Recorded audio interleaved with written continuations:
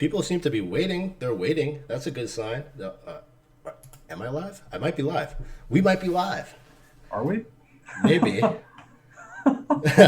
We might be. We might. Yeah, we are live. We are live now for sure. What's up, everybody? Got Messiah, Messi in the house. Hey, hey. It's your boy KJ, of course. You know, rocking the Ronaldo jersey. You know, we had Messi here. I had to come with Ronaldo. So, altcoins, balls deep or just the tip with Cryptomessiah. I love that title. Thought of it like I do right. too. It's a good title. It's fitting. It's fitting. Yeah, you're Mr. Balls Deep, so you know I figured it works. So let me give you that link. Actually, I'm gonna tweet it, and we'll get started. But man, I must say, like, I didn't know what to expect because, like, to be honest, I don't watch like any YouTube or really anything. I haven't in like over a year, and I know you did like you did streams on Twitch and stuff, and we had Messi here. I had to come with Ronaldo, and but I never got to actually watch one. So, you know, it's interesting. Like when you interact with somebody on Twitter, like especially behind like an avatar, you don't really know like who they are, and you have this like idea in your head who that person is and what they're gonna be like, and then like when you meet them or talk to them, even on Zoom, it's like kind of like the same thing. It's not, but Yeah, similar. they could be like totally different. Yeah, like honestly, so we're like prepping before, and it kind of threw me for a loop. I had an expectation that was way off, and yeah, like I'm not that. I mean, I'm of course I was excited for this stream anyway, but yeah, not what I expected at all. This guy's like really fucking serious. You know? Hey, it's time to get at it. You know, there's a time and a place for a serious attitude. Yeah, this guy brought his game face. I think right now is as good a time as any to be serious. Yeah, fair enough. I mean, I like to keep it loose, but the stuff we discuss and the content, like we were talking about just before, you know, people watch this, and some people make rash decisions off something like we might say tonight. So, you know, even if I appear relaxed and loose, and same with Messi, like, you know, we take it very seriously. It's a big responsibility to have an audience that listens to you and pays attention to what you're saying and thinking in regards to markets. So, you know, don't let the smiles and the jokes fool you. We always take this seriously, of course. There's a lot of pain in here. There's pain. We deal with a lot of pain. There's pain in those eyes. I just tweeted, by the way. Another thing was, like, I remember in 2017, I didn't know if you were like where you came from. I didn't realize you were an OG. It's just I got into crypto Twitter in like 2017, kind of late, and I just kind of showed up like, who the fuck is this guy? But you know, there was like a bunch of guys with Simpsons avatars, and I wasn't really fond of any of them. And then I'm like, who the fuck is this Mr. Burns motherfucker? Like, fuck that guy, Mr. Burns. I didn't like you. I didn't know anything about you. We didn't like any of you guys either. So. Yeah, I just saw your avatar and didn't like you. I'm like, fuck that guy. I thought you were like, you know, like... Here's the biggest thing. I mean, 2017, you know, obviously was a pretty wild experience, I think, for everybody. You know, I can say that I think a lot of the newer guys that came in outperformed, you know, a lot of the OGs just because... You know, they had this ape-like mentality that it's like with stocks, right? Yeah, like everybody apes. on Right. hey, all you have to, it's like David Portnoy on Twitter. It reminds me of 2017 so much. All you have to do is buy the crypto, you know, and then you're fucking rich. And then, you know, you've got all these OGs that had been, you know, it seen too much, you know, and we were, I feel like, a little bit more hesitant to enter because, you know, when people started saying alt season's never going to happen again, I was like, well, I've heard that before, you know, right? Like, yes, 100%. That's what people were saying at the end of 2014. I mean, through 2015 was fucking brutal. Everything was dumping. I mean, it was a lot like 2019, you know, or even the latter part of 2018 for crypto. I mean, there was nothing you could buy that you weren't going to get absolutely fucking wrecked on. No exception. And, you know, like, we're starting to get in this kind of climate where the tide is shifting. And then I'm seeing the same patterns over and over again because you've got a lot of the guys that joined in 2017 now, which, you know, are kind of OGs in their own regard. And, you know, because they've seen a lot and they've been through a lot. They've experienced an entire market cycle. And, you know, a lot of those guys are scared to get their feet wet again because they've been hurt. You know, they've made money. They've lost money. But, you know, it's important to realize that there's like a time and a place for all of this activity. And I guess kind of, sorry, I'm long-winded at times. No, you're good, man. I guess kind of where I was Your searching. volume is low, though. By the way, I'm getting some. And tell me, is it getting louder right now? To me, it sounds fine, but the room is saying it's low. Is it louder? Can you guys hear me now? Let me see if there's something I can do about it. I'm turning. I don't know if I'm turning it up or down on my mic because it's and I think I think it's up now. Can you guys hear me now? And then there's also like a delay. They always do this. They say something about the volume, and then we'll do something and be like, "What's going on?" And then they don't say anything. So I'll try to get a little bit closer to the microphone. I was just trying not to be like, on the stream. But I was just saying, in 2017, like, I feel like there was almost this sense of entitlement, and I saw, especially with a lot of the OGs, and a lot of people decided to be exclusive rather than inclusive.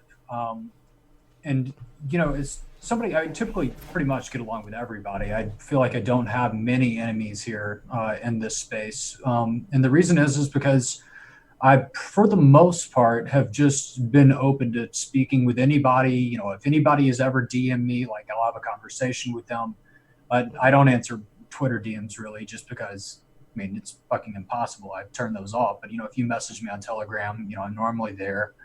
And I learned. I mean, we're all like doing the same thing. Like, we all are pretty similar people in some regards. Like, have the same passions. Like, it's silly to me that people have this false sense of superiority, just because like maybe they've been around the block a little bit longer. It's the important thing here is that we're all here for the same reason, and we're all here on the same grind. So take each other's money. Yeah, I mean, to take each other's money. I mean, we are competing against each other. Yeah, we are competing against each other at the end of the day. But at the end of the day, that doesn't mean that we can't all have periods where we're winners and we enjoy that success together. So that's like my biggest thing is, when all these new 2017 people came in, like, of course, we all thought they were super annoying, but, I feel like the experience of that much of a high in 2017, followed by that much of a low in 2018, where so many people, had life-changing money, and then, so many people were crushed after that. It's like, it was a very humbling experience, for me. I saved more than most, but I, lost my fucking ass just like everybody else. Dude, it was crazy to see how quickly, like, I remember being in January of 2019, like in the first week of January, and the shit was just like, at that point, BTC had retraced from like 19K and was hanging out around 11 or 12, I believe. Sure. And alts went ballistic, like mid caps, large caps, everything. And I remember thinking to myself, one more month, just give me one more month of this. Right. But I was already like, the numbers were already ridiculous. Like, we're talking telephone numbers, and like, I'm like, one more month and like I'm gonna be a fucking mogul, like, right. One more month and I have generational wealth. Yeah, like school, like just one more month. Like, yeah. Can you change the dude, I know exactly how that feels. Yeah, you so keep telling yourself, one more month. Back to what you were saying, like, about like kind of like the attitude of people that had been around, see new people come in and kind of feel some type of way. Like, isn't that like human nature though? Like, yeah. You discover something new kid dope at school, Yeah. Everybody hates that new kid at school, until you get to know him, and then you're like, hey, this guy's, pretty fucking cool. Like, yeah, let him in. Yeah. It's very human. So you're one of the people that I was watching, and early in this new alt trend that we're having right now, you were very vocal about you're taking like more of a long-term position. You're basically looking at it like, okay, I've seen this before. I know what I'm seeing. I'm willing to bet that this is the bottom on alts, on a lot of these alts. And I'm going to put my stops below, or I'm going to fucking, I don't know what you're going to do if that wave broke down. Right. But yeah, exactly. Like, but you're just like, hey, I'm going to gamble on this being the bottom. And if I'm right, then I know what it can bring me. And, like, what did you see that made you that convinced? Was it more of like the repetition, being in the market for a long enough time, or what was it? My whole thing was, I was guilty. I feel like just as much as anyone else of probably shilling alts for too long in 2018. I feel like about halfway through 2018, I came to the realization that this shit's over. Yeah. Book it, it's done. And Mm-hmm. I went a lot more silent after that. And I liquidated almost everything I had. But like I said, I was fortunate to keep more than most, but I still lost my ass just like anybody else. Holding too fucking long. When the bubble pops, it pops. And I've been looking at the weekly charts, and I've been watching for these accumulation floors to form, and I've been watching for some sort of price stability on altcoins. I've been listening to sentiment, to where it became even a joke to even mention altcoins, on Twitter. Mm-hmm. And I've developed an indicator suite for myself that can kind of spot the tide shifting at an early phase. And my thought was, I'm not the best trader in the world, but what I am is a fantastic investor. I can look at a coin. I know what makes things hype. I know what makes things pump. And I Mm-hmm. can realize that something is underpriced as well. So my whole kind of investment philosophy, I'm sure people have seen me post, I posted a tree structure on Twitter, and, everybody was like, what the fuck is this? Like, what the Yeah. fuck are you talking about? But this all revolves around being early to the market, because the earlier you are, if you have those early runners, then you're able to take advantage of these compounding opportunities. When we've kind of seen what we've seen right now, you've pretty much everything's popping off. It doesn't matter what you buy, you're going to get a 2x on. Right. So if you have those early runners, which for me was Ren and RSR, I had the theory that, hey, I'm wrecked as fuck in 2019, I'm going to go all in on some really, really good projects. I buy the inevitable. Good projects. Damn. Yeah, I mean, it's the whole. It's funny philosophy is because that, yeah, like it's like kind of like the whole notion of what is a good project. Like, I think you summed it up pretty well by saying, I know it's gonna pump, right? yeah, So like I remember in 2017 we were like, oh, this is a good project, but like the reality is like it wasn't. It was just what was going to pump. yeah, none of them really did anything. It's just you have the eyesight and to know what people are going to FOMO in, what they're going to shill, Yeah, and what's why going to be the and trend? when. What's going to be hot? Yeah, this is I have a similar characteristic. That's Yeah, it's. that's my thing as well. I just feel like, and this is the biggest thing. People buy this dog shit. And of course I've got dog shit in my portfolio, if you even want to call it that. My bags, but at the Right. same time, like, I feel like if I find something and it's a $10 million market cap, Mm-hmm. and it's really fucking hype, and I look at the GitHub and the team's grinded, the team's on their fucking game, they're answering questions in the Telegram, the community's hopeful, they're making memes, everybody's having a good time. Like, I feel like, to me, that's inevitable. So that was Ren, and both Ren and RSR. I read the white papers. I was like, these guys are fucking serious. It's part of the reason why I bought Decred in 2016. I was like, these guys are really fucking serious. And I have an ability, and this is something not many people have, and this is something that was just learned through years of fucking abusing myself to hold. I can sit on my hands really, really, really well. Yeah. So, I bought Ren, and then I was down one day, and then I was up the next week. And then, I mean, this went on for a year, and RSR was similar. And I knew that at some point, those motherfuckers were going to be $100 million cap projects. So I said, I've got this much left in my portfolio, and I'm guaranteed a 10x on both of these if I can just sit on my hands and do something else in the meantime. So that's exactly what I did. Boom, I hit early runners. So when you hit early runners, what that actually allows you to do is to take advantage of compounding opportunities. And, essentially the strategy is that as early as possible in the alt season, let's say you have, that one Bitcoin, just as an even number, and you want to multiply that Bitcoin. If you're able to turn that one Bitcoin into, like, maybe 8 to 10 1 Bitcoin bags, and you're early, then you have phenomenal compounding opportunities, because you don't know when something is going to go, but like I said, if you know that this is the inevitable, it will go given time. So all these things are firing off. Oh, it's this one today, it's this one tomorrow, it's this one today. So you have to have enough diversification in your portfolio to take advantage of the velocity of compounding that you want to achieve. So coin number 5 in my portfolio, I've got a 2x today, like bam, that's an opportunity. I can split that. I can roll it into another bag. I've got another coin that, you know, goes off the next day, and then I can do the same, and really kind of set myself up really well for alt season. But I mean, the thing that people don't realize, and I mean, this is what I advocate for all the time, is people are buying these bags and they're like, if I just, you know, get 100x on this bag, I'll be made.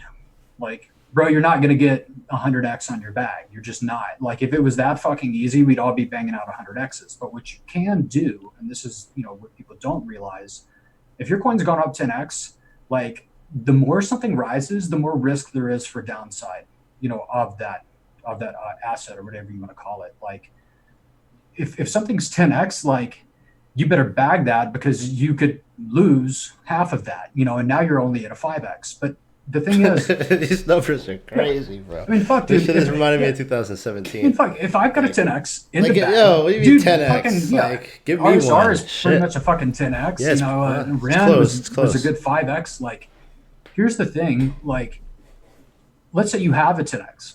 Okay, well, I'm going to hold for a 20x. Like, bro, that's only 2x from your 10x. Yeah. But you're accepting all of this additional downside risk by continuing to hold. So you never marry a bag. I mean, this is something I actually realized that early in the game. Like, that was what I did. You make a series of trades in a row that compound, and like before you know it, your portfolio blew the fuck up. Yep. But you know, I think it's important that they understand risk, though. Like, they have to understand their risk. But at the same time, this is one of the things that, like, I've been talking about. So, like you said, you can't tell when it's gonna go, and I see you do TA, you're using GAN, you're doing these things. You can't. Some people can. You know, if you know what you're doing, you can kind of get a sense of when something is getting ready to go, or identify levels within price that if it crosses that level, then the probability of it going is way higher. So something like RSR, which I've been in and looking at and got out and then re-entered since 2019, it went through that long ass bull flag, from the listing, and I jumped ship and I'm looking at it and I'm like, I'm really bullish on this, but I don't know how long this is going to go. Right. And there's other stuff that I could be doing with these funds rather than watching this. An opportunity cost. Yeah, the opportunity cost was too big on that one for me. So for RSR, the level for me was like 41 sats. If it crosses 41, I'm pressing that market buy button, and I'm just going to ride that shit. Well, so here's the thing. Like, while I agree, like, there's definitely an opportunity cost. You know, it definitely depends on like what your style is. Because I mean, you're probably a much better trader, you know, than I am, because I don't. You know, when it's all subjective. I mean, well, it's of course subjective, but you know, when I trade, like, you know, I trade, you know, I've got an extreme risk appetite. You know, I love taking really big risks. So intense, man. Extreme risk appetite. You know, but that gets me in trouble when I trade, of course, because, you know, trading is all about managing your downside. It's not about, you know, taking that 100x leverage. So, you know, I'll do some of that to, you know, if I'm fucking bored, you know, and it's like, you go to the casino and you burn $500 in the slot machine and you lost it, but you had a really good time you had a really good time losing that $500. It's about the experience.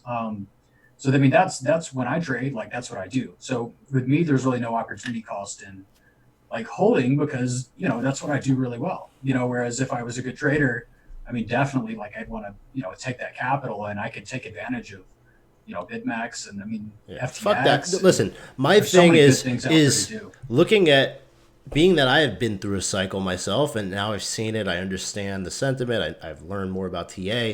One thing that I can say is it's not unlikely that a similar strategy that was employed in 2017 by the new apes, you know, of just kind of being aggressive and taking risk and going from one to the next, and that type of move, like, that will outperform the trader that's experienced in this type of market it'll outperform everything. Until they're wrong, and then they'll lose everything.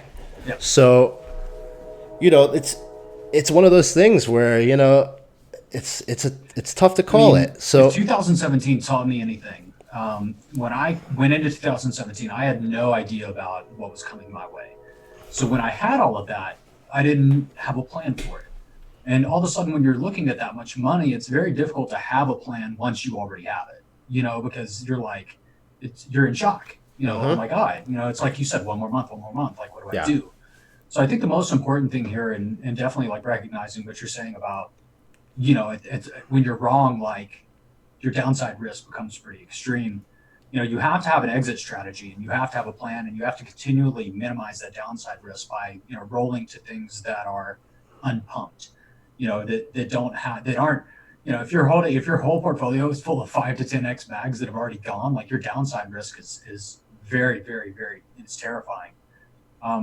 But if you have that plan and you have a number and you know when to exit, and you have the discipline to follow that plan, that's going to set you up for success here. Yeah. So that was, I mean, to be honest, that's been the biggest change for me in 2017 to now. Is like I understand the moon bag. I understand that concept of, buying the bottom and holding on and waiting for it to really run. And the other thing that the biggest difference, like I was saying, is I also understand when something's going up, it doesn't always mean sell. Like it should mean buy for a lot of people because people see something going up and they're like, oh shit, like sell that. I want to buy the thing that's going down because it's cheaper and it's going to go up. But there may be a reason why that asset is going down and the other one's going up. Yep. Trend So is your friend. There's a time and a place to chase trend, and yeah, I think that time's now. It's like all you had to I do mean, is buy Chainlink, honestly. And yeah, right. like really, it's just a fucking Then bullish chart. If you know yeah. bullish, like what a bullish chart looks like, that's textbook. It's you got But to give props to the guys that did buy and especially hold yeah, Chainlink, because Chainlink was performing at a time when nothing else was. So it's very scary to me and difficult to be in that risk on mentality when the market's very much risk off. So yeah, big props to those guys, and I mean, like with all of this stuff, typically like what we're looking for, and when people say what is alt season, alt season is just a macro trend reversal on altcoins. right. We were in a macro bear market. All macro means for I know what it means, but for anybody here that might not, is just very high time frame. The overwhelming trend that's prevailing on maybe the weekly, the monthly scale. Is this asset trending down or up? Yeah. And you want to look for those macro trend reversals. One of my favorite simple indicators that anybody has access to are MAs, moving averages. I mean, you can throw a 50 MA on a weekly chart, and people, I mean, you could even say, hey, I'm going to throw the 52 MA because there's 52 weeks in a year, but the 50 MA, I feel like is, gives you a little bit of advance. It's a little bit more sensitive, and it's more widely used too. The times trading's, or TA especially, is a self-fulfilling prophecy. And you wait for those weekly candles to, have a solid close above that 50 MA. And to me, that's a pretty good signal that the macro trend may be reversing. And that's, for me, a lot of my plays are plays that MA have done based. that. Plays that have done that are plays that I think are about to do that. And I'm going to go ahead and take the additional risk to try to squeeze out that little bit extra, and go ahead and get in because the rest of the market seems to be doing that. I mean, if you look at like some of the Binance IEOs, for example, Elrond went fucking crazy, right? And then you look at some of the other Binance IEOs, like Fetch, Seller, One, Harmony, and they essentially all have the exact same chart, and they're all Binance IEOs. These are fresh narratives, fresh money. Yeah. They aren't riddled with butthurt ass bag holders that are down 99%. That are just trying to get out of break even. Like, these coins have moon boys in. Like, these coins have people that, I mean, seriously, Strong these people with strong hands. strong hands 10x. that want those multiples, that believe in this coin, and you don't have a community full of people that are just like, oh man, if I could just, get 20% of my money back here, I'll be able to get in some opportunities. Like, I mean, if you look at all of those Binance IEOs, they have the exact same chart, but Elrond already went fucking ape shit. So with me, it's like, okay, well, I'm willing then to, in this risk on environment, to bet pretty big on the other ones, because if one of these other ones does, even if one of them, does a 5x, then, and the other ones don't perform, then I can cover any kind of losses, through my other investments, just through Right. that one performing. Right. So, I mean, really, you have to look around and you have to just see, kind of what's going on around you. And I hear a lot of people saying, and we talked about this briefly on Twitter today. Oh, Bitcoin's going to go to 12K, and altcoins are going to get shit on. And altcoins are going to get crushed. This and that. There is some truth to that, but at the same time, I think that the best thing to do, in my opinion, is to trade the chart that's in front of you. Yes. Rather than to try to, infer what might happen to that chart if another chart does this or that. I mean, the message is in the TA. If you look at the weekly time frame, and the weekly time frame is holding up strong, versus Bitcoin especially, then that USD pair is going to be performing. You want to go check out the USD, even if it's not traded versus USD. A lot of times TradingView will show you a calculated versus USD, and you can go check that out, and you can look for this strength. But there's no need to overcomplicate this. If you have a good altcoin bag, like I said, if you've bought the inevitable, for me, I'll show one bag because I've already showed it publicly. Dusk, that's the inevitable for me. Don't go just buying fucking anything because this Korean Jew said, you guys might not have the same risk appetite. You might decide to go all in, and then you're wrong, and then you're fucked. And you got to be very careful about this kind of stuff, do your own research, and you've got to play these plays in a way that's comfortable for you to play them and that makes sense for you to play them. But for me, this coin it's the inevitable. And is it going to happen this year? I don't fucking know. Is it going to happen next year? I don't know. But it's a $15 million cap, and at some point it's going to be higher than that. So I'm willing to hold on. I'm willing to see what happens. If you enter and you buy the inevitable and you have the discipline to sit on your fucking hands, being a community member gets a bad rap, but I can't tell you how many projects that I've been a good community member on, and I've helped that shit out, and I pushed that project forward, and I've kept people's spirits lifted, and I've helped the devs out, and I've helped build the communities, and there's nothing wrong with that, and there's nothing shameful about that, as long as you don't become a community member in the sense that holy fuck, guys, we're all down 90%, we're all in this together. But messy, man. All right, so you're the community member, but eventually you got to sell, right? Yeah. So what do you? Dude, totally. I will dump on you. It says that in my Twitter profile. Will dump on you. You create the community, help everybody out, and then red candle that fucker to hell. Yeah, one day I'm gone. But at the same, that's just how it is, bro. That's just how it is. Hey, gotta keep it real, man. here's the thing. It's almost like working for a project. You're doing this pro bono work, and you're working for your own bag. Imagine you've gotten a chance to invest in something, and then you also have a chance to put in work to make your investment more valuable. I've been the community manager of fucking coins before. I was Decred community manager for about 5-6 months with Coin Artist back in 2017. I wouldn't ever do it a different way because we both had huge bags of Decred. We both wanted to build a community. We both wanted to see the project succeed, and we did it. And it was an awesome feeling. We put in a lot of work. We built the community. We got people excited about it, and then we dumped our bags. It just is what it is, for real. It is what it is, motherfucker. It is what it is. Look, if you expect that's part of the game. That's part of the game, man. To buy an asset, work my dick off, hold it all the way up, and then all the way back down, get the fuck out of here, dude. That's unreal. That's unrealistic. Dude, this is making me feel so nostalgic right now. So I used to be I was reading white papers, I was doing all that shit. And when I first got into YouTube and crypto Twitter and whatnot, I started making videos, and I was in this Walton chain coin, which nobody was talking about. It was on Binance, and this was right as BTC had Neo had just went crazy, ant shares. This was September of 2017, and BTC had broken 3K.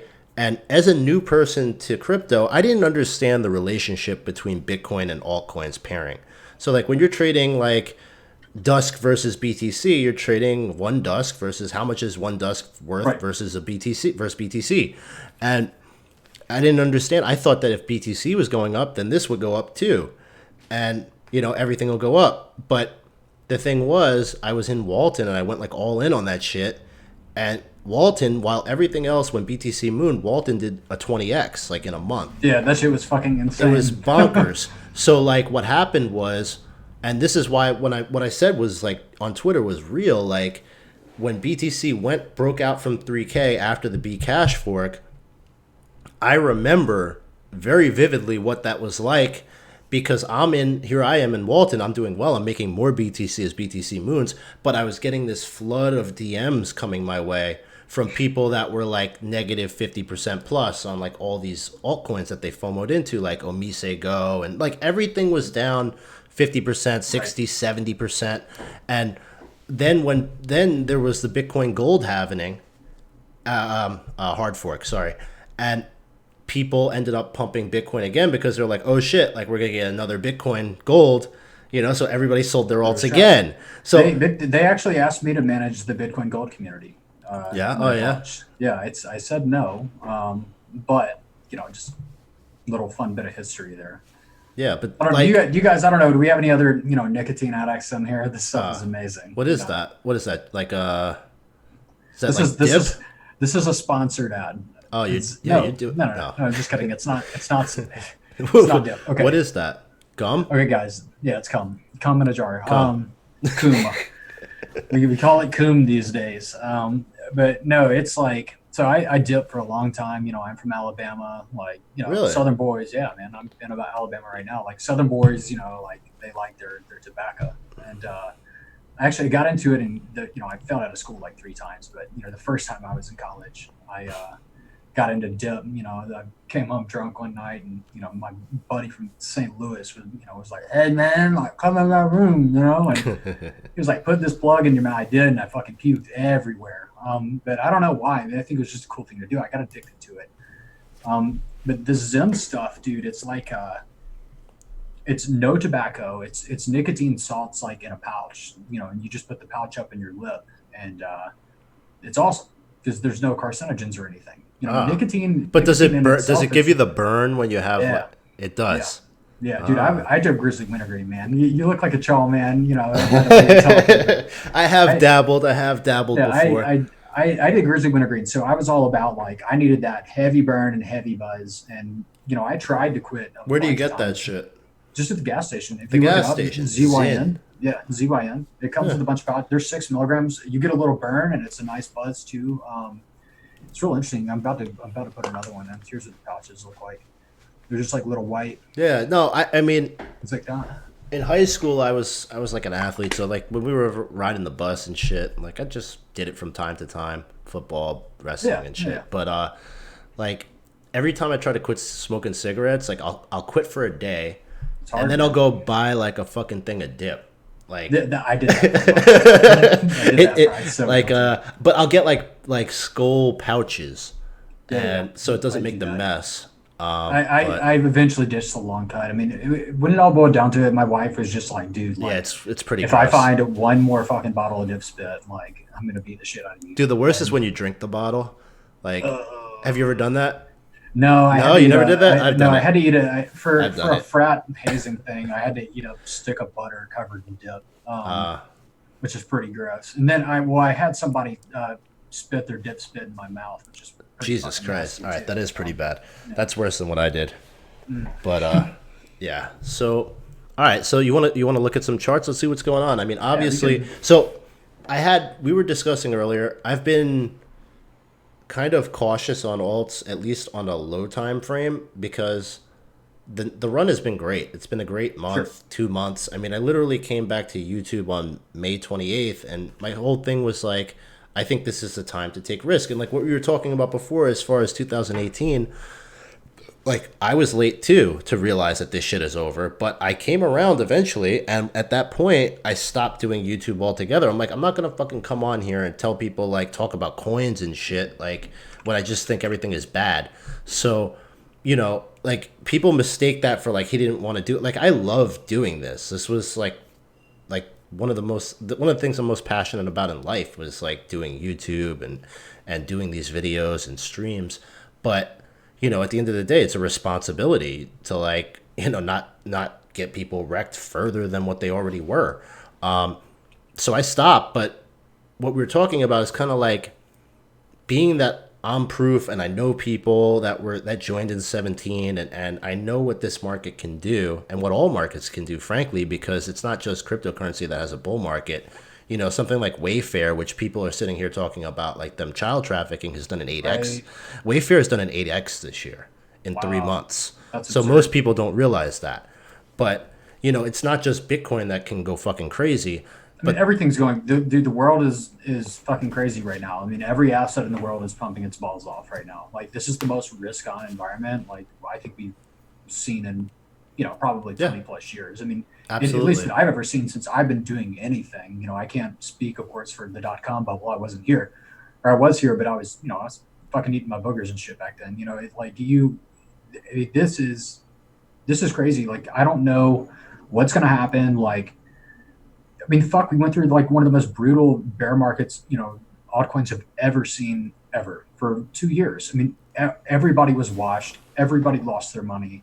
Like, people say, 2017 is not going to happen again because, 2017 was ICO mania. But there's always, ICO mania was the narrative. Like, there's always a narrative for people to pump, for whales to buy these bags up, to pump them, and then to dump them on the new market participants that come in towards the end.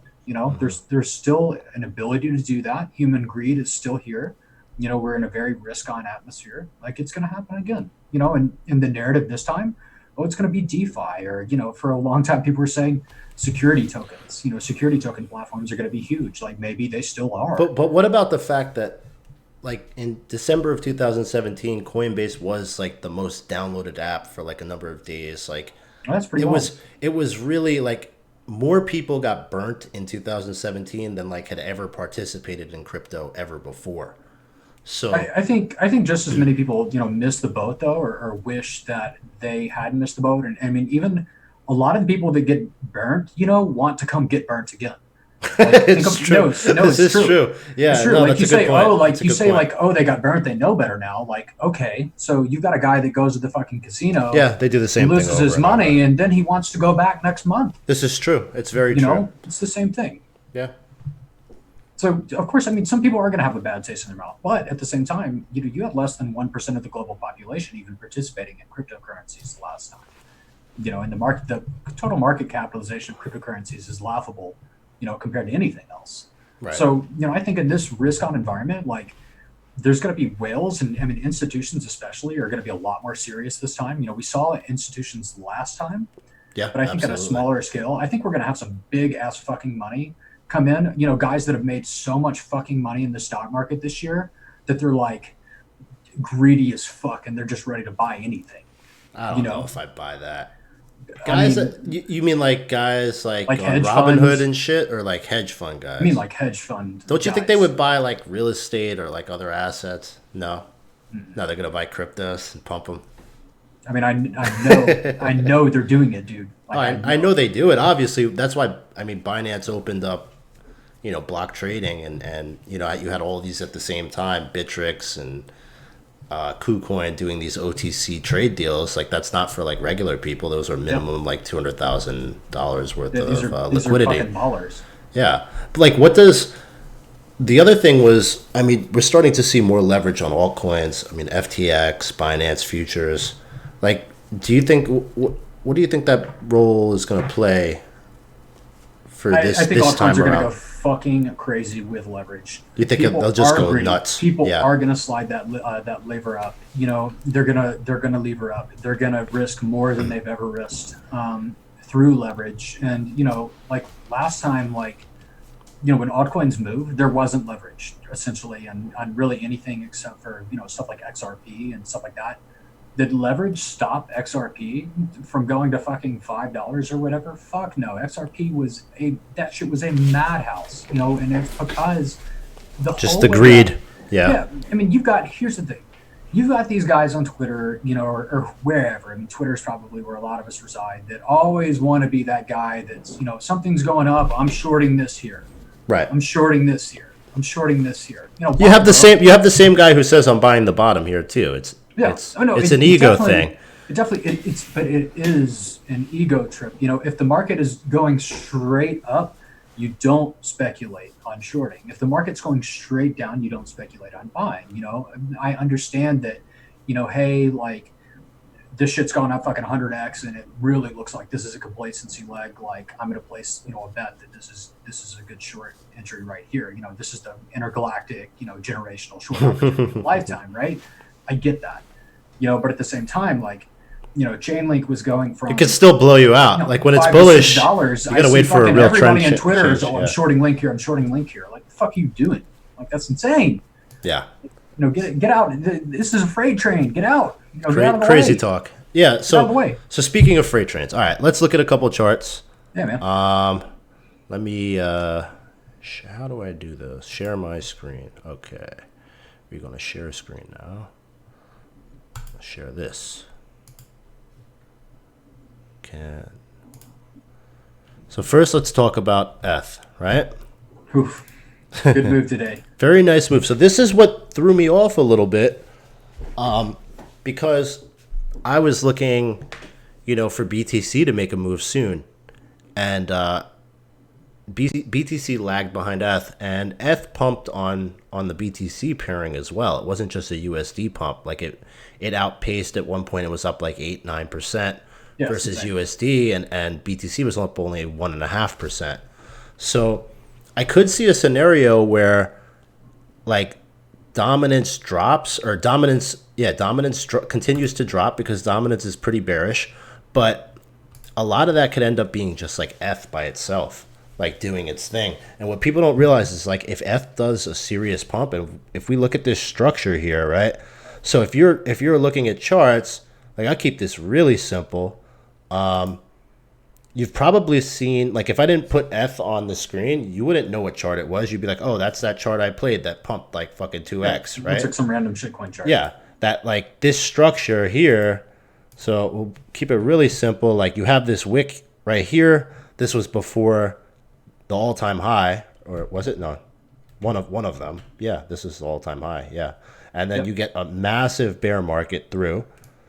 This ends up being like, this is a wave right here where people think they bought the bottom, right? Hey, KJ, nobody can see. Oh, shit.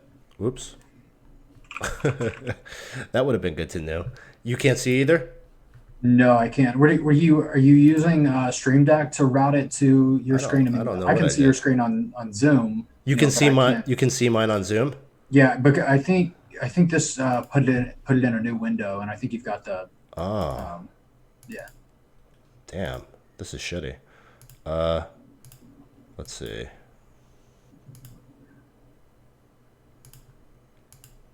All right, how about now?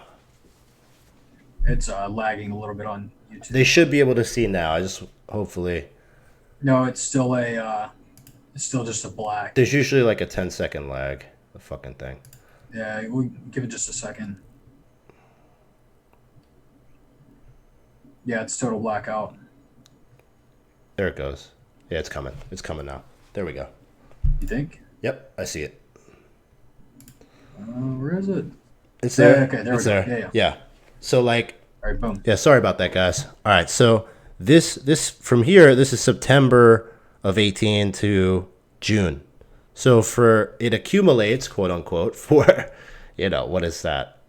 September to June, 9 months, and then fucking falls off a cliff again. So now you're in the lower range, which is this is like the lowest September. That's like depression. And this is the same thing. It's almost the same duration from the low here. And now we're just crossing above. We just popped above this line. So right here you have the fake out. Get a nice little Adam and Eve bottom here. Breaks above this. Look at that line. Look how it was respected in April. We just broke above it. And now we're sitting right at the cusp of the high of this range. If we go above here, like a little bit higher, like, I mean, I wouldn't stand in the way of that. No. It's gonna be quite a strong move. I mean, people talk a lot of shit about Ethereum 2.0, but dude, Ethereum right now is the most used blockchain. The stable coins are getting crazy used. I prefer using Ethereum over Bitcoin. It's a better experience for me, and you'll get these Bitcoin maximalists that'll make all these arguments about, scaling arguments. But at the same time, these people need to realize that none of that even fucking matters. What matters is hype. What matters is money. Where the money's going to flow. Yeah. There's nothing hyper than Ethereum 2.0. Like, I think the hype, well, the hype. hypeness about Ethereum is also like DeFi and what's Oh, going yeah. on as far as like yield farming, Uniswap, all these different. Well, now there's more, but Dude, Uniswap's putting out like $50 million in volume a day. That's insane. yeah, the decentralized exchanges are really starting to steal some of the volume from like these larger exchanges. So, I mean, Ethereum, then they drop 2.0 on you. It's going to be serious. You know what the irony is here is that a lot of people tried to invent these hybrid dexes, to where like the management of your keys and stuff was very dex like, but the order books were centralized to provide you with kind of the best of both worlds of the dex and the central exchange experience. But the irony is that people are seeming to really prefer and enjoy the simplicity of exchanges like Uniswap or places like Curve, like because all you They're have to starting to do, enjoy those pumps too, man. That's all where you the got to do is 20x's go. are. You got to go smash the buy button. That's it. Yeah. You know. What do you think about comparing that? It's kind of like Ether Delta, no? Like Yeah. like there is like a barrier of ease of entry. People that are like lazy that want to be like shown everything aren't going to go there. It's like you have to do a little bit of work, but it's not too hard for somebody to use. No. But the people that go and do the work are going to have an advantage on others. And like I went off on a tangent, but what I was trying to say before was like part of why I came back and started doing YouTube again. Like it's not for my health, but at the end of the day, I saw like an opportunity as well, similar to you, that I'm like, somebody's going to change their life in the next 6 months. And if I can help them get there and then also help them secure that bag, like, then that makes me feel good. That makes me sleep at night. Yeah, That makes it's good me, karma, man. it doesn't undo people getting wrecked and blaming me and all these things. But at the same time, it's the same thing as somebody shooting somebody else. Like like the guns don't kill people. People kill people. Like you can't make somebody pull the trigger on that trade. You can't make somebody enter with incorrect parameters. And You incorrect must have not risk watched me in management. 2017. I made these motherfuckers by every point. I literally did. I think we were all doing a little bit of that, to be honest. But at the same time, like I dealt with, of course, pain because I'm sure that I've made people a lot of money, and I'm sure that other people, they've lost money because of me. But I had to kind of come to terms with the fact that I'm very transparent about what I'm doing. Always. I always will. If I'm entering something, I tweet it. If I'm out of something and I'm going to keep a moon bag, I'll tweet it. I let everybody know everything that I'm doing. And I wouldn't advise that you would copy me because you're not me. You don't execute at the same time as me. You don't, have the same understanding of these markets that I do. And that's not to say that I have a better understanding than anybody else. I just have my own understanding, and I have my own plan, and I'm going to follow my plan. But I can't make anybody get wrecked. That's them. They're the one that went and bought something. They're the one that was irresponsible about it. So, you don't want to really chase anybody's trades, and that's why I've always been an advocate of education here, because everybody is going to find a style that's going to suit them, and that's going to be the easiest for them to follow, and that they're going to be able to make that money and change their lives on. I want people to. Yeah. Crypto's changed my life. I certainly want to have other people, have that experience too. I feel you. All right, so that's important, man. I got BTC up now. This was just a very simple trend line that I had. This is the 8-hour though, and you could see rejected, breaks above, fake out below, and then now it's support. We weren't able to stay under this for long. And you got a couple wicks here. I also liked how it was, basically the bottom of the smaller range within the larger one.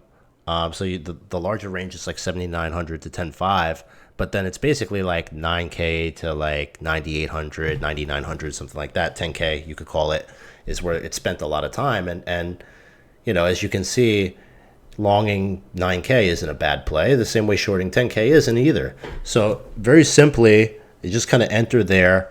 Like you alluded to earlier, sentiment is something that we pay attention to. nobody seemed to be in alignment with me when I actually put that one on Twitter. Like, yeah, I'm longing here. Like, my stop is below this. Everybody got pretty bearish there. They did get bearish, and you had the Twitter hack, where they're like, "Oh, Trump is going to ban Bitcoin tomorrow." No, like, it was kind of a strange. I was surprised, frankly, to see like people really got scared there, and meanwhile, stocks are ripping away, and Bitcoin is a risk asset.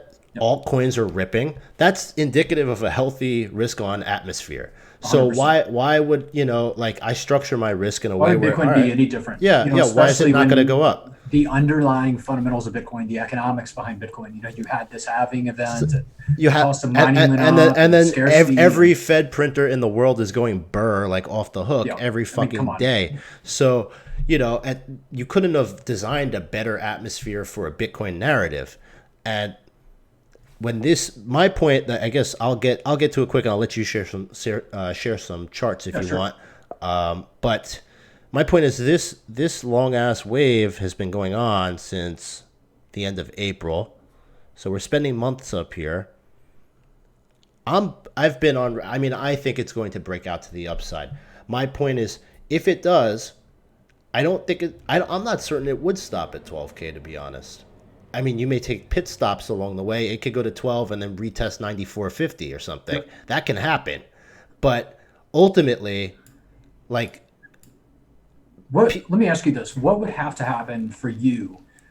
Because, if you look at that and, let's say you remove the diagonal or whatever, so it doesn't even look like a breakout. Oh, yeah, no, I don't care. No, you know what it is? Like that level, that 94.80 level, that's a level that Kazanomics called out in 2017 called pleb eject. So it's like 94.79, something like that. That level is a key level always. And if you look at how it's behaved around this price, it was the bottom of this crash cycle right here, like on the way up. That level is significant for a long time. Either way, so like, I was trading this dump on low time frame. As soon as that level broke, it went to 7,900, like right off the bat, within minutes. What would have to happen though for you to say, because right now just looking at it, you could even argue that, Bitcoin has been chopping and it's still chopping. We're kind of jumping the gun, getting excited about it. What would have to happen for you to say, without a doubt, like this is different. Like this isn't chop. Like it has to go over 10.5. Yeah, that's it. It has to. I mean, if it okay, so let's see. Like, because of course, I was really excited to see this today because it's great. For me personally, it looks pretty fucking strong, to be honest. Like that's my analysis is that it looks good. At this point, and I'm not gonna get crazy. If it gets to the upper end of the range, I'll start to move stops up. I don't mind being stopped out, and so like let's say theoretically it goes to 9,900 tomorrow, right? And then I move my stop to like 98, and then it kicks me out, and then it goes above. Now it starts to break like 10K, and it's moving up and pushing. I don't mind getting back in, but it's because like I'm playing other stuff too. We're in stocks, we're in altcoins or other things to play. So in reality, it seems so major, but because the asset itself is so expensive. So you're like, shit, Bitcoin went up $500. At the end of the day, it's only a percentage, right? So, it went up, 5%. Ooh, 5%. Like, I don't mind missing 5% if I can catch 20% after. Sure. Like, it doesn't matter to me. But it gets emotional up here. That's why this level is so fucked up. That's like a really good point because I like so many times, like people are like, oh, this has already gone up 10%. I'm not buying.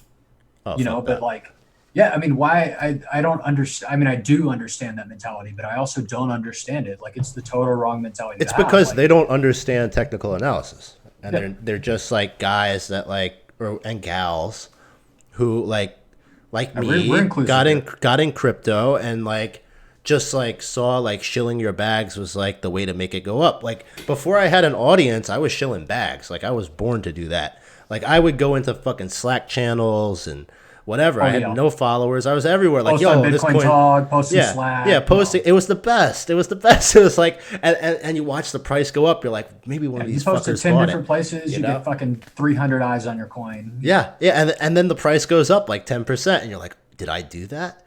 Even when you have no audience, like it was a lot of fun. Anyway, All right, let me see if I can figure out how to get us back onto your screen. Oh, sure. When I wear these headphones, I tell you, I can't go for too much longer because I have very large ears and my jaws like start to hurt, my jowls.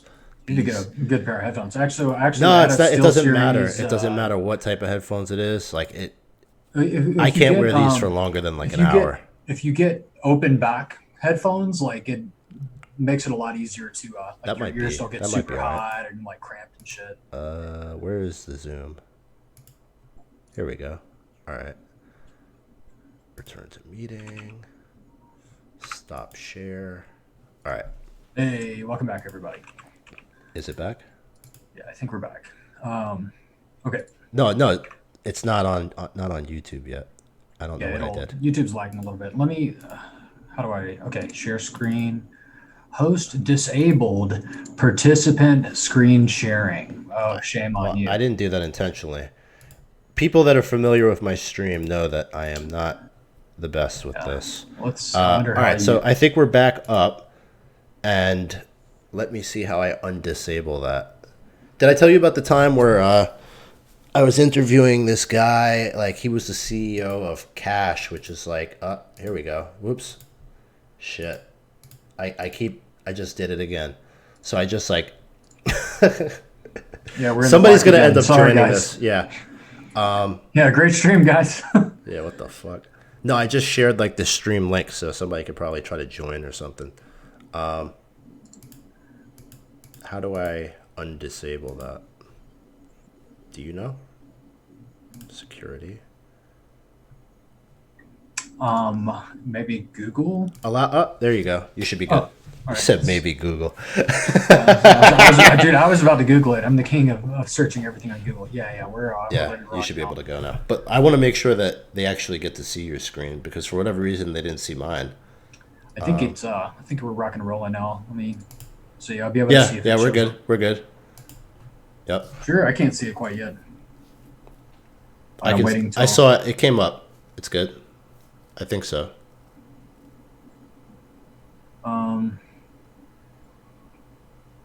Hold on. Woo! Let's see. No, I think we're good, man.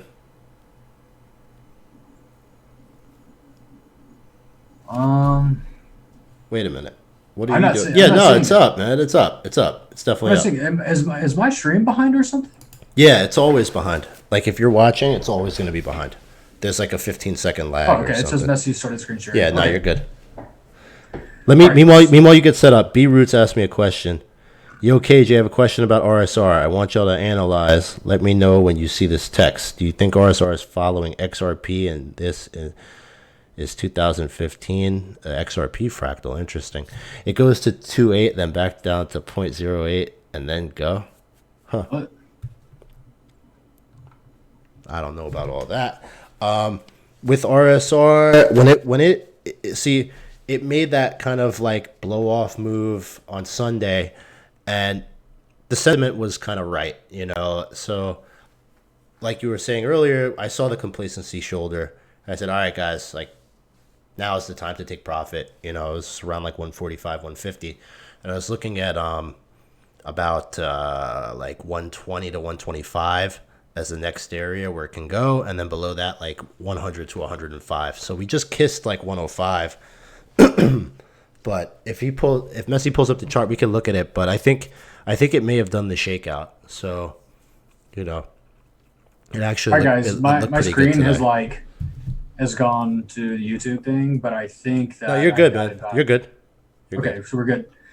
All right. So, you know, there's a lot of different ways to draw trend lines. You know, I think that, and we'll go ahead and blow all this away. We're just going to do, you know, a clean chart.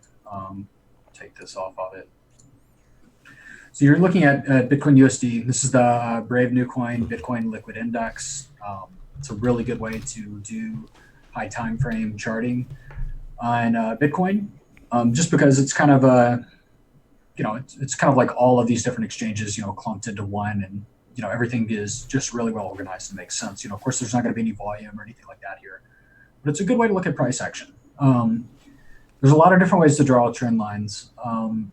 and I've experimented with a lot of things. And, I've lectured on this too. I'm sure you guys have seen on Twitter. But the main takeaway here is that you have to stick with one method. So if I wanted to go wick to wick, right, that would be, a valid trend line. I'm taking two adjacent peaks and I'm connecting the wicks, and then I'm extending the Some of these guys are going candle close to wicks. Yeah, Can't do that. You can't do that. But another thing that you can do, and you can see that a valid trend line is just two adjacent highs or lows connected at the wicks or the candle bodies. But you can further validate that trend line. You can see that there's 1, 2, really 3, 4 here touches Yes. on this trend line that we're looking at. I have that same trend line on my chart actually. Yeah. But another way that I'm pretty fond of, and a lot of times kind of gives you the jump, on some of these messages or some of these methods, and also kind of simplifies the process. And you can use this for drawing horizontal levels. So I can come here and I can just slap these on my chart like super quick. You can see boom, boom, boom. You've got all of those, and these are just really macro kind of high time zone places that you can look at. And once you've done this, you can revert back to this candlestick chart and go to a lower time frame, and you can see how these levels are respected. Okay, and like I said, it's not an exact science. Like you've got some below, some above, but it's just a general way to add kind of zones to your chart really quick. Here's that kind of kill zone you were saying that Kaz had discussed a couple of years back, the pleb zone or whatever. But there's a that is the kill zone. So many people get killed. I guarantee there's people watching like that got liquidated in this range. Oh, I'm stupid. Today. This is such a nasty range. Like amount of liquidations today. I mean, it was pretty fucking crazy. So I really, really like the body to body wick method. I feel like a lot of times it gives you a look or an earlier look than the wick to wick method. And I find a lot of times that the breakouts on body to body, which is really, you can, the lines represent candle closes. This is body to body. If you have a breakout that happens on body to body, in my experience, has a higher probability of success than a breakout wick to wick. And like I said, that's totally like anecdotal. Like I don't have any actual statistics to back that up. It's just from what I've seen. So looking at this trend line right here, so I'm starting on the complacency leg, right? And I'm going to drag this out. And I can see, we've got 3 points of confirmation right here.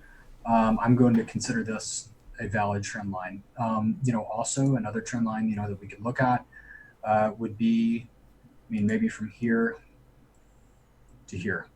So you almost have this like kind of web structure. And when we look at this, when we switch back to candles, and I'll adjust this just a little bit to meet so it's actually touching the top of those candle bodies, because it looks like it was a little off when I anchored it. When we look at these candles, we can see a pretty clear break of this trend line, right here, early June. You can see a nice retest of this trend line right now, and then you can see, a rebound from this trend line. After the throwback, you can see that it's kind of bouncing up. I'm really liking the way Bitcoin is looking right now. By the same method, if you really wanted to kind of look for targets, you can, throw the trend line right here. You can see there's confluence on these candle body closes, right here, right here, right here. You've got some wicks up into it. We're looking right here, 11,700 or so. I definitely think that, as Korean Jew said, we're, at that level. I think that it would be a pit stop at most. I'm extremely bullish on Bitcoin. The fundamentals behind Bitcoin have never been better. There's never been an atmosphere that's been more risk on. And we can look at this and we can say, that high time frame wise, when we look at these levels, this is pretty significant. Now, for me, what actually makes this move at least seems significant relative to, the chop that's been occurring, I would really want to see a close above probably this high right here at 9,800, just to be 100% sure on high time frame close. And then I would look for continuation to 11,700, and probably will have wicks up into 12,000 or whatever. But somewhere in that region would be where I would be looking at going. Personally, I just my 2 cents, I find the wicks to be way more significant than the closes. Like just as far as where price can go, you find that those wicks. So like like when you look at like a wick here at like 6K, typically those wicks are where the biggest volume comes in.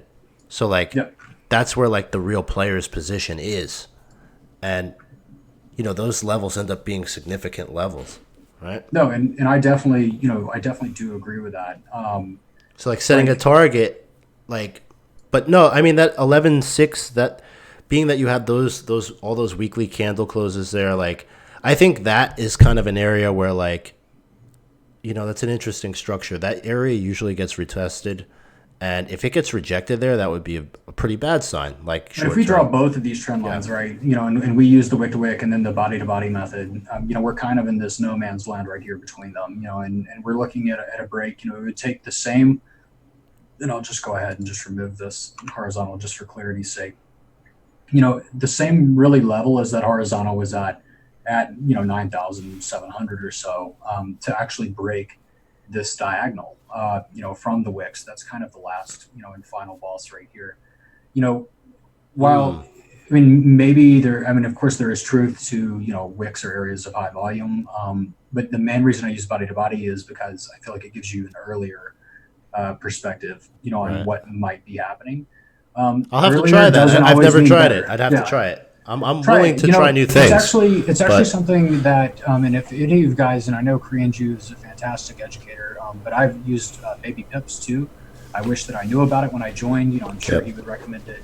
It's a fantastic little course that you can take. Especially, it'd be good to get you up to speed before you had some more advanced teaching. To kind of get you into some more stuff. But they recommend drawing trend lines and stuff on line charts, and that's really where I took that from. And because I thought I was kind of bullshit at first until I started doing it myself. Yeah, you do whatever works. Like And I found that in high time frames at least, it so.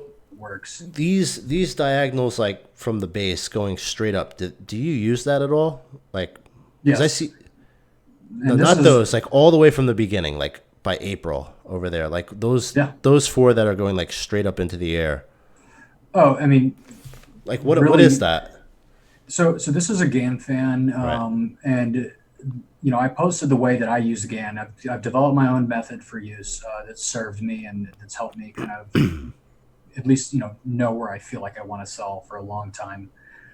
These fans can be applicable for multiple cycles, but essentially what I'll do, just to show you guys, I mean, we can draw them on a couple of things if we have time, but this is reproducible.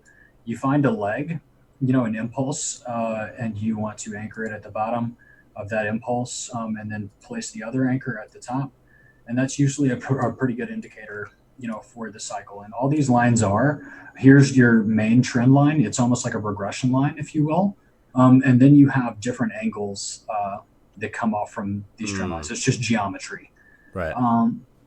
And really the theory is that the market will behave in accordance with this geometry. What's interesting about the GAN fan to me is that like a diagonal, it will map the evolution of support and resistance. I can't hear you. Hello? No, you're good. Sorry.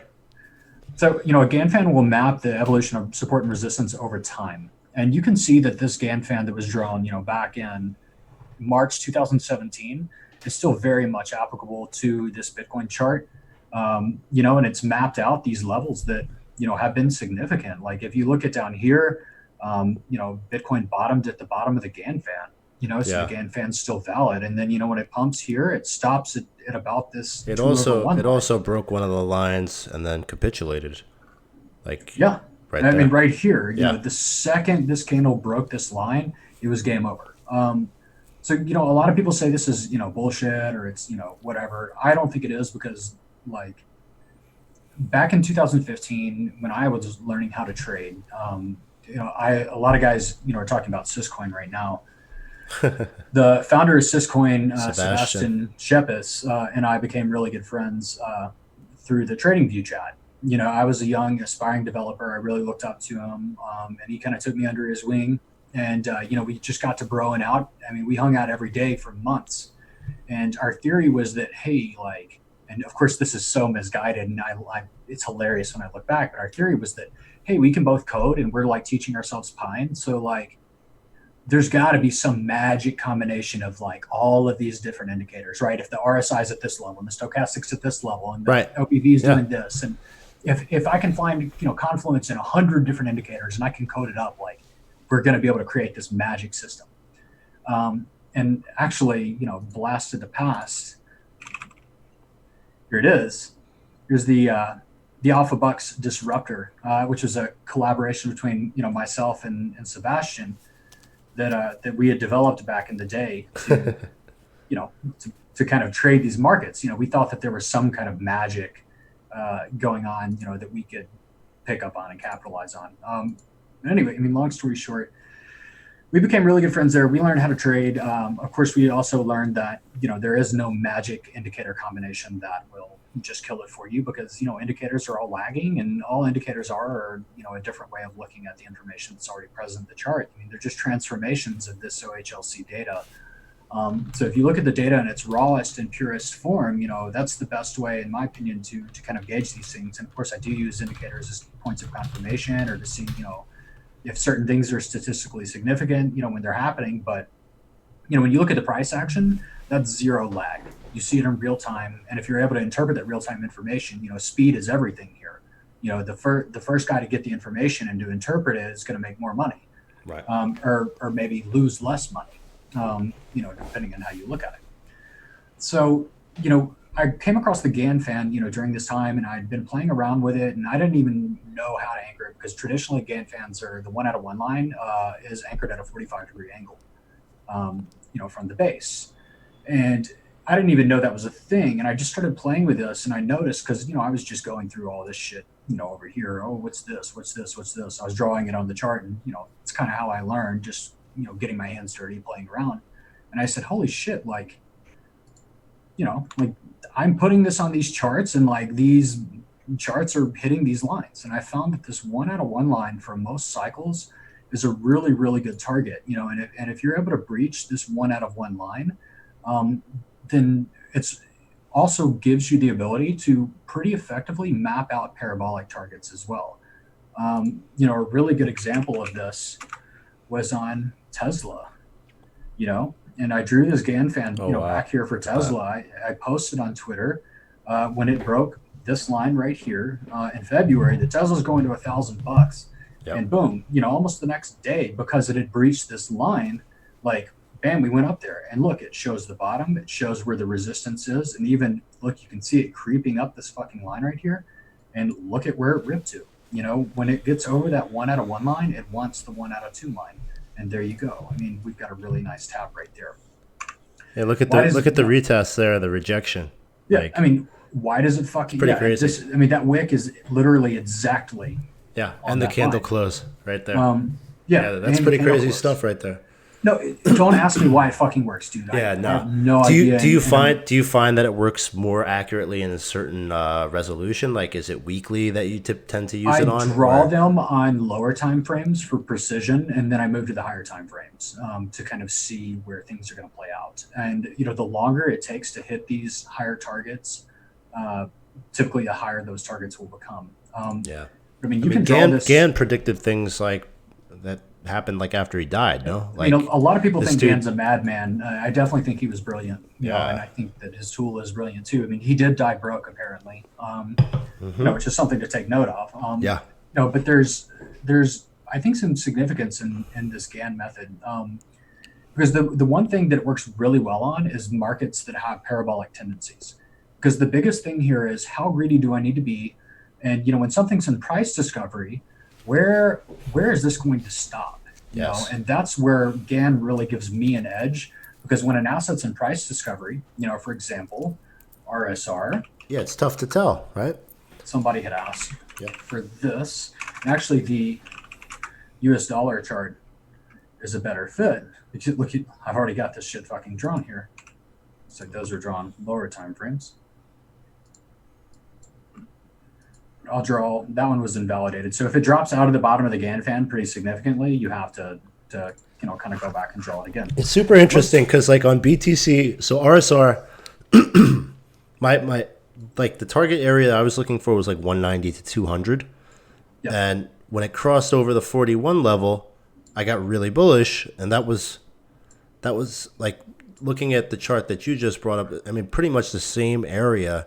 So it's interesting that different TA can put you in the same place. Like it's, Oh, 100%. like it's pretty cool. And just so people can, see how I drew this and the amount of information that you need before you draw a fan. And you can see that here is a really good example of the longer it takes to play out, the higher the target becomes. But, I've got this low right here. And if I think it's going to be a low, I just watch it, right? Because I need also another high to anchor it on. I don't want to be in that first impulse. I want to get on after the first impulse. That gives a higher probability of success, and it also allows me to draw my fan. So I'm going to start. I'm going to start right here at the bottom of the wick, and I want to draw, and I want to place my other anchor exactly where the momentum stops. So in my opinion, that's right here at this wick, because you can see, we attempted to go higher, we attempted to go higher, we attempted to go higher. This was the final straw, and you can see that it kind of pulled back after that. So that's the general rule of thumb. You want to draw it from the bottom to where the momentum really kind of stops right here.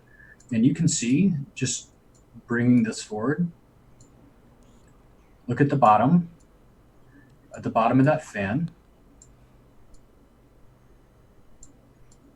and look at how it's respecting the fan the entire way up. Look at the bottom, a perfect tap on that line, the top, a perfect tap on that line.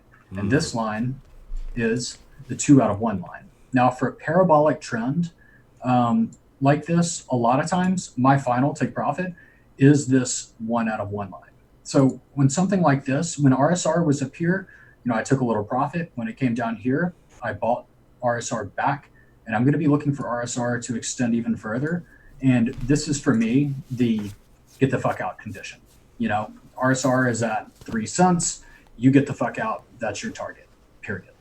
And it's a really good way to, kind of map out areas. Because even right here, and I'm sure there's probably some kind of confluence if you draw fibs or something like that. But even right here, 100 or, 1.3, 1.4 cents, this is a price discovery area. And I was able to draw resistance in a price discovery zone just knowing this amount of information, back in the past.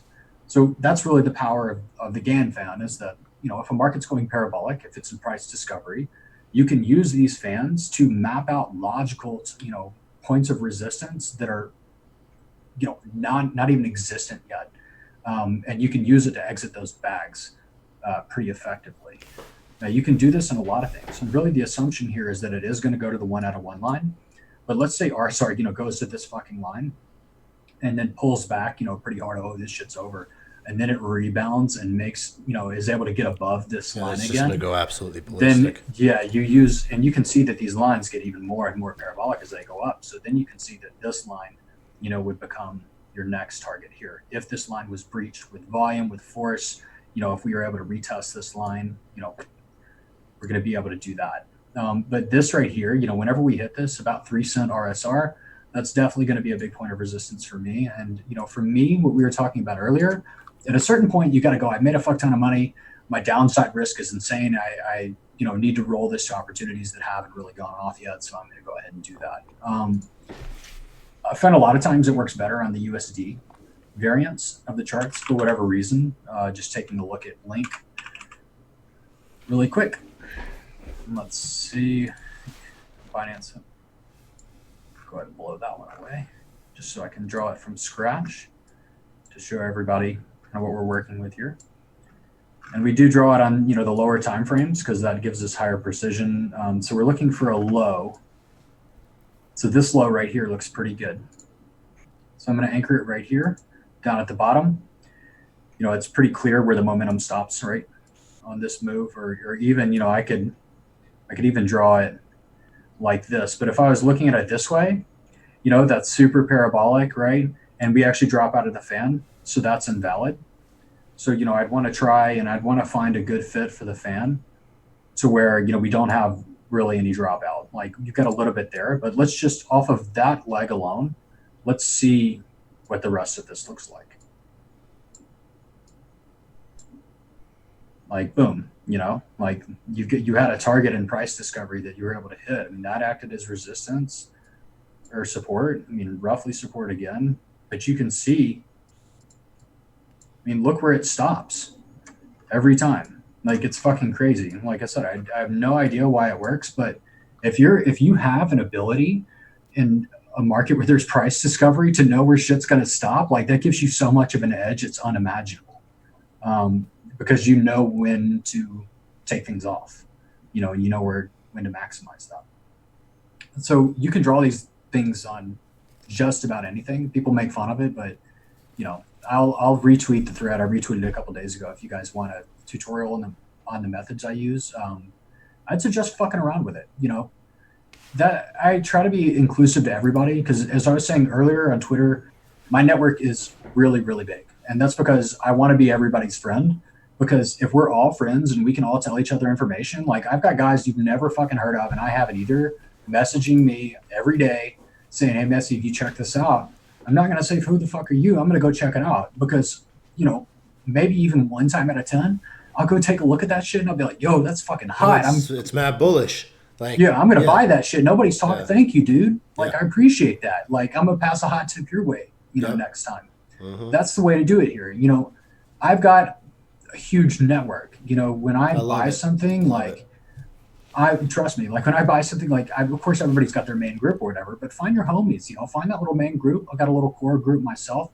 They have 10 to 20 people that know their shit. I've got devs in there. I've got ex-fund guys in there that used to lead big funds and shit. And like I've got just really good shitcoin artists in there, and like we all shoot the shit and we pass each other tips. And then I've got other people passing me tips, and I'm disseminating tips. Like you got to extend the web to be successful here.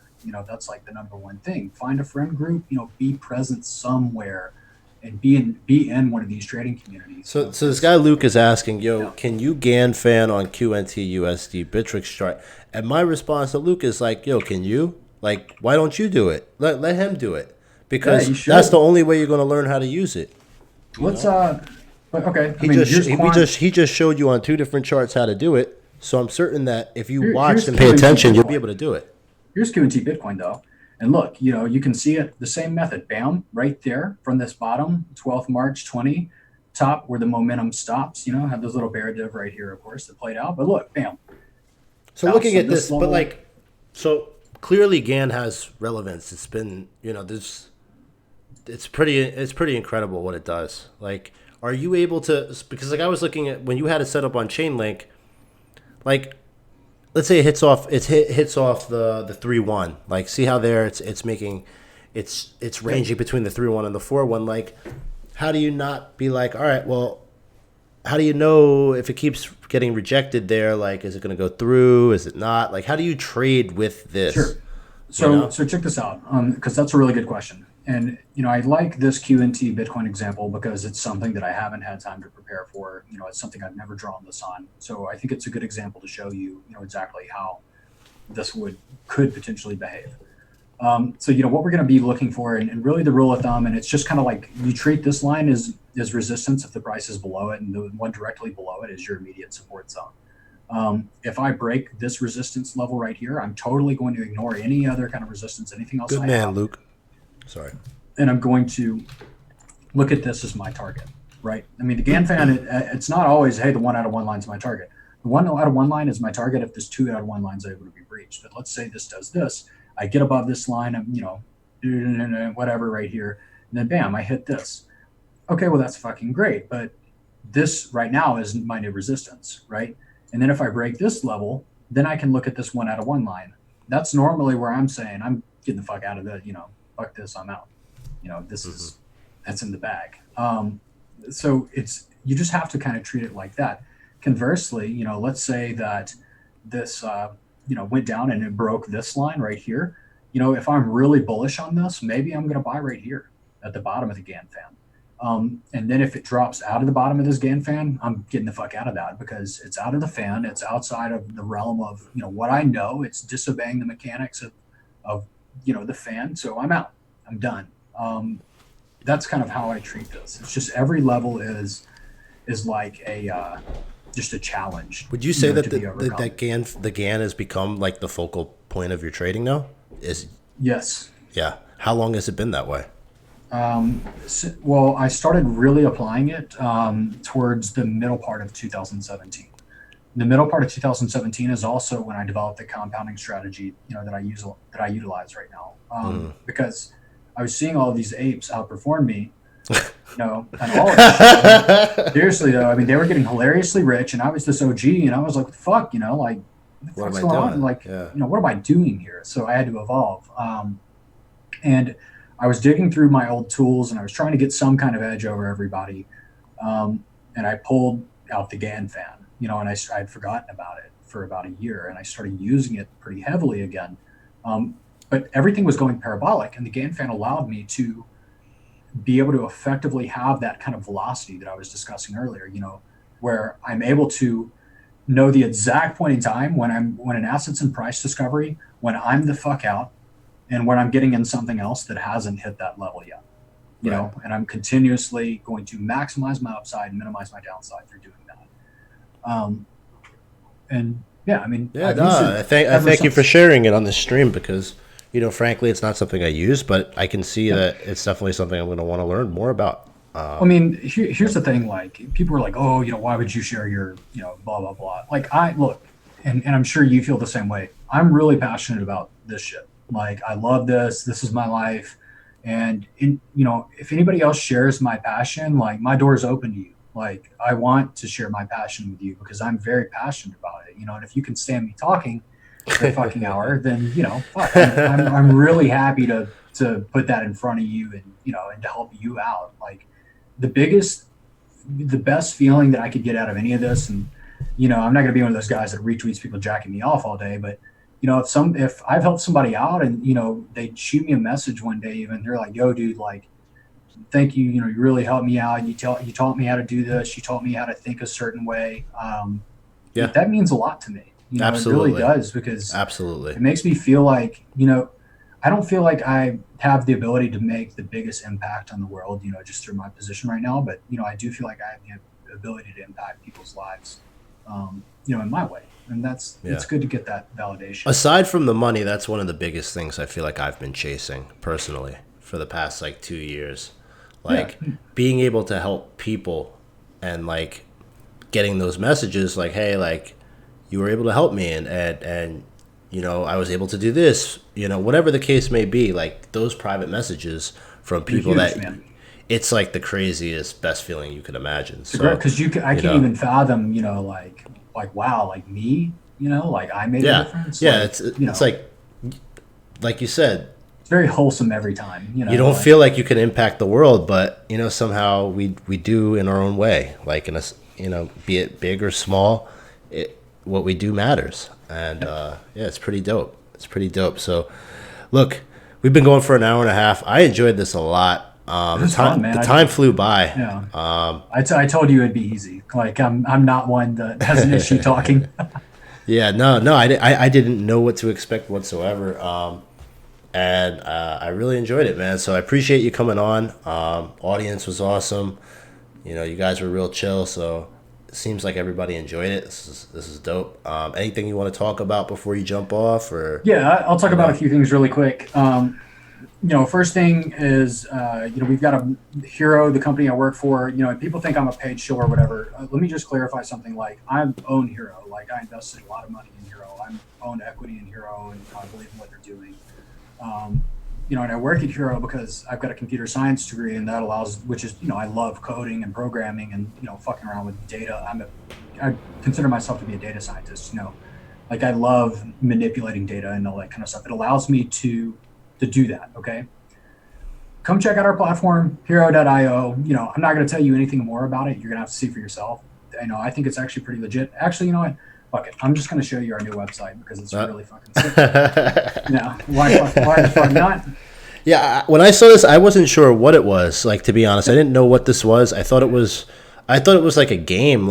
Basically, I didn't know what it was. I was like, what is this? Is this fantasy crypto? I wasn't sure people were even transacting with real money on here. Oh yeah, I mean people are definitely transacting Yeah, I with see. real money here, and all the pools are liquid. One of the innovations that we have is something called One Pool, and it's actually a liquidity aggregator, and we manage our inventory on the back end, and so people can enter into one pool, like we have 1 minute, 5 minute, whatever, with a certain amount of Hero, Bitcoin, USDT, or Ethereum right now, and it all goes into one pool. So we consolidate liquidity for participants. I was always So they calling it can. Hex Row too. I didn't know it was Hero. Yeah, it's Hero. I'm like, I guess what's that Hex Row? I think the X comes from the fact that Hero is all about the multiplier, and you can see in these games that every game you enter, you don't know what's coming up for you, but there's a payout for the winning side, and it's parimutuel. So people say, oh, is this binary options? It's not. It's parimutuel, which means that it's peer to peer. Hero collects a fee on every contract. And if you're the winning side, you take the losing side's money. It's a lot of fun.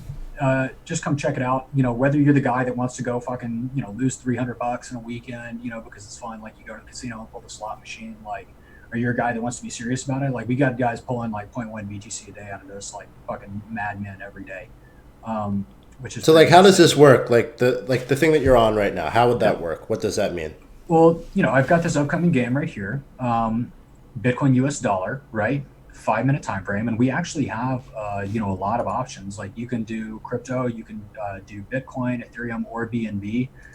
We also have global indices. We have gold, oil, and US 30 as well. We're quoted on those indices from one of the largest liquidity providers in the crypto space. One of the largest liquidity providers in the world, actually, which is pretty. I mean, Hero's got some huge partnerships that I can't talk about, but I mean, this is the real deal. We have exchange grade feeds coming in, on these assets from other companies or from legitimate like funds and things like that. And we have some huge partnerships, with other exchanges too that you'll hear about soon. To where you'll like actually be able to come in here and say, hey, I want to enter, with 50 to 1 odds or whatever. You'll see the odds. One Bitcoin. That Bitcoin's going to be $50,000 in 2020, whatever that is. And you'll be able to enter that with a fixed risk reward. It's kind of like a simplified options contract. But the way you describe it, like fantasy trading, like that's like the best way to look at it. Because this is what it is. It's supposed to be like that kind of fantasy fun. It's got a very gamified look to it. Super gamified, easy feel. Go check that out. That's one plug. Second plug, which is a short one. Reach out to me, guys. Like, I promise you, my doors are always open. When I said those things, like, I meant them. If you want to, I'm always in the Trading Pit, which is Hero's Telegram channel. If you ever want to come, just say what's up, or hey, did I draw this GAN fan right, or what do you think of this coin? Like, dude, I'm always there to help. So you guys, please feel free to reach out to me. It means a lot for me. Messi's a good dude. It's a good dude, man. I admire that. Thank you, man. Yeah, that's dope. There's a mutual admiration here. I mean, there's a lot of 2017 guys, that fuck shit up, and there's also a lot of negativity towards paid groups. But I've always respected the way you've run your ship, you've sailed your ship, and like I feel like you're doing people right, and you're getting them good education, teaching them good things. So that's really important. A lot of respect for that, man. Last question: why Mr. Burns? To be honest, dude, I don't even know. Just picked it. I just picked it. It's pretty dope. I cycled through, several avatars, and just that one stuck. Eventually, that just became, my avatar. Okay, Giovanni, is your DM on Telegram or what? Answer my DM. If it's on Twitter, it's not getting answered. Even though I know I follow you, but I don't answer Twitter DMs. I just can't. It's too much hassle. You guys want to find me on Telegram at LARP Capital, LARPCAPITAL. You guys can find me there. But Green Jew, thanks for having me on, dude. It was awesome, man. Yeah, I really enjoyed this. Like, you're a smart guy. I hope you get more opportunities to do these. Yeah, we should do it again. Living legend, bro. Bitcoin, crypto,